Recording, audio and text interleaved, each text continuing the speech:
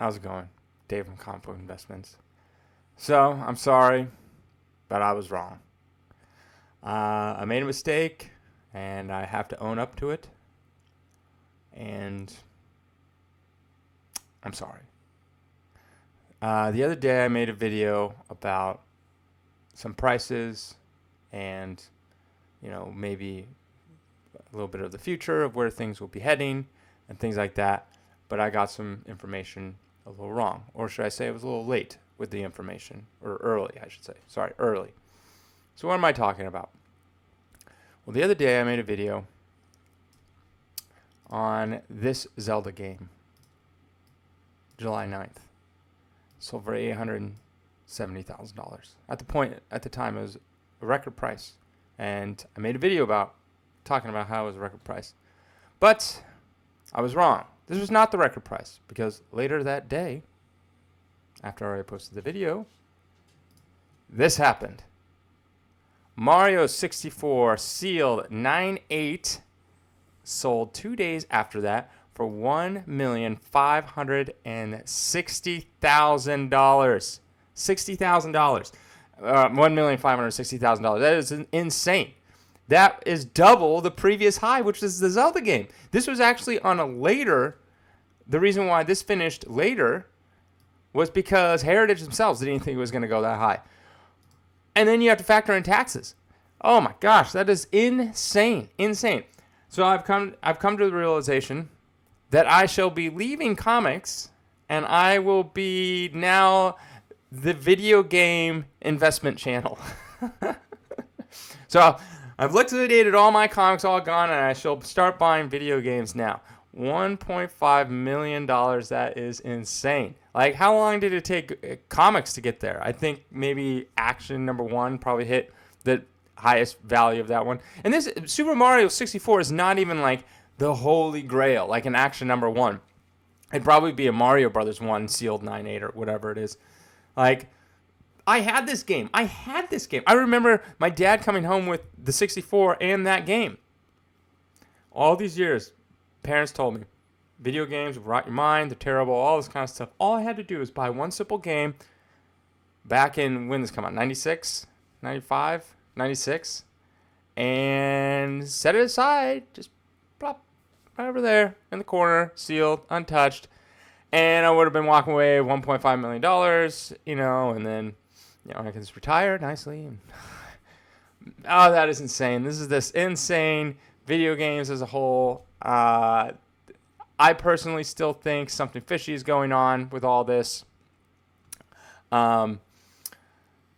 Yeah, like, I know Heritage boosts their numbers to make it look, I don't know if they did it on this one per se, but the thing is, Heritage owns WATA, the video game company that grades all this, and they don't have a census, and I think they purposely don't have a census because they don't want people realizing how many of these are out there, because, they'll say, this is like, it's a best-selling video game. Don't take this opportunity for waste. Yeah, I mean, if they had a census out, they would see like, oh, there's just tons of these video games. And there's like, I follow video game channels for a long, long time, and there's lots of people that collect this stuff and have tons and tons of this stuff. So this stuff isn't as rare as they think, but since they don't have a census and the people on Heritage don't really do much of research, they're just like, oh, whatever, I'll buy it, It's a good investment. And Heritage also comes out with this thing called like the Modern Investor or something like that. It's like a little magazine that they send maybe quarterly that talks about like different investment things and in the collectible space. So I'm sure they're pumping video games. It's going to be the next big thing, and there's way more people that play video games than, collect Pokemon cards or sports cards or, comic books, all that stuff. And which is true. There's probably more people that play video games than care about comics. But the thing is, these aren't as rare as they're going to be. CGC announced, the comic grading company, announced that they're going to be grading video games. So they're grading trading cards, and now they're grading video games. They'll have a census, and then you'll see how many of these actually exist, and 9/8s, 9/6s, all that kind of sealed, all that stuff. I watched a video on YouTube a couple years ago about a guy who literally had an entire warehouse of sealed video games. Entire warehouse. I'm sure you can find it on YouTube somewhere. But literally, you just walk through. I mean, a lot of it was newer video games. It wasn't like NES games, but there was like 64 games in there, original Game Boy, like I think even some Super Nintendo, tons like Dreamcast, all that kind of stuff. Oh, just shelves of sealed video games. So you're going to come to find out, and then these people are going to get burned very, very badly. But Heritage is trying to make as much money as possible and pump these out as quick as possible. I think, personally, my friend sent some video games to get graded. It took almost a year to return, and I think they're purposely slowing that down.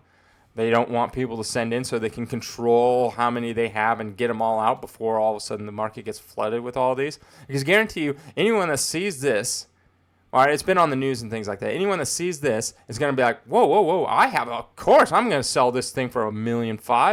And then, bam, they're just going to get flooded with a ton of these things, and it's going to be devalued because of supply and demand. So I even talked to my dad about this. And for all you don't know, my dad used to be a comic book dealer in the 80s and 90s and still dabbles in it here and there. But he was saying there's going to be a massive crash. I am on the side of him. I think with video games, a lot of people are going to get burned for paying these outrageous prices.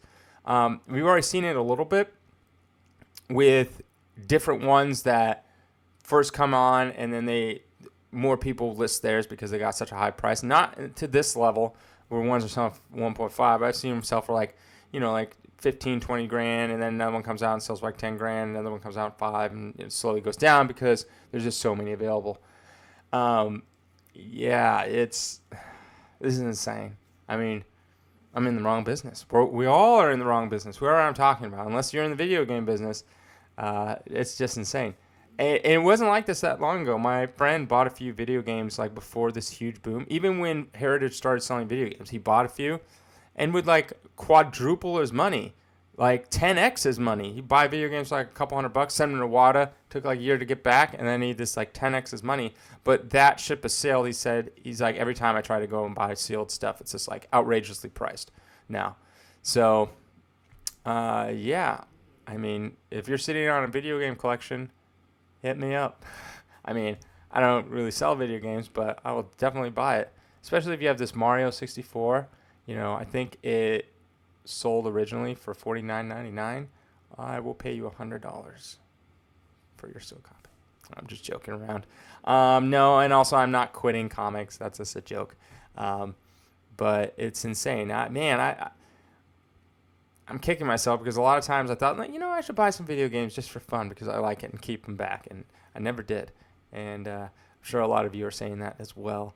And I'm sure a lot of you are just super angry at the fact that you're like, oh man, I had this video game, let's see if I can go dig it up and in your closet or something. All right, this is a fun little video showcasing what a ridiculous time we're living in, where I thought people were could barely put food on the table or something. People are dropping $1.5 million on a sealed video game of Mario 64.